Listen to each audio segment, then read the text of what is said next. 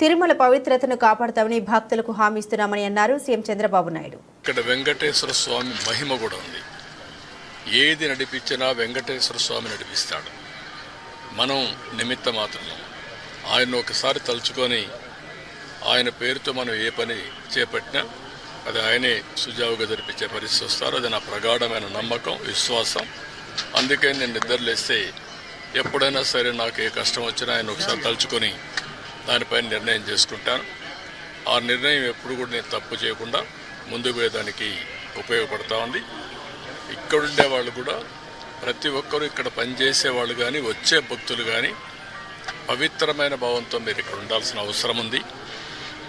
మీరు పవిత్రంగా ఉండడమే కాకుండా దివ్యక్షేత్రాన్ని పవిత్ర క్షేత్రంగా శాశ్వతంగా ఉండాలంటే భక్తుల్లో ఆ భావన రావాలి, మేనేజ్మెంట్లో భావన రావాలి, శ్రీవారి సేవకుల్లో భావన రావాలి.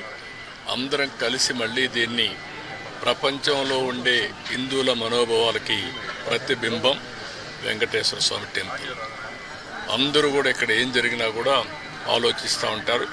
ఇక్కడికి వచ్చినప్పుడు ఎక్స్పీరియన్స్ చేస్తారు. అలాంటి ఎక్స్పీరియన్స్ చేసే సమయంలో దీన్ని అందరం కూడా ఈ ఎకో సిస్టాన్ని ఎట్లా కాపాడడానికి పూర్తిగా సహకరించమని అందరికీ చెప్పాను. మార్నింగ్ కూడా కొన్ని ఆదేశాలు ఇచ్చాం.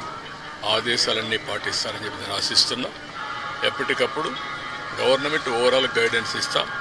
పాలక మండలి లేకపోతే ఇక్కడ మేనేజ్మెంట్ అన్నీ కూడా జాగ్రత్తగా చూసుకుంటాం.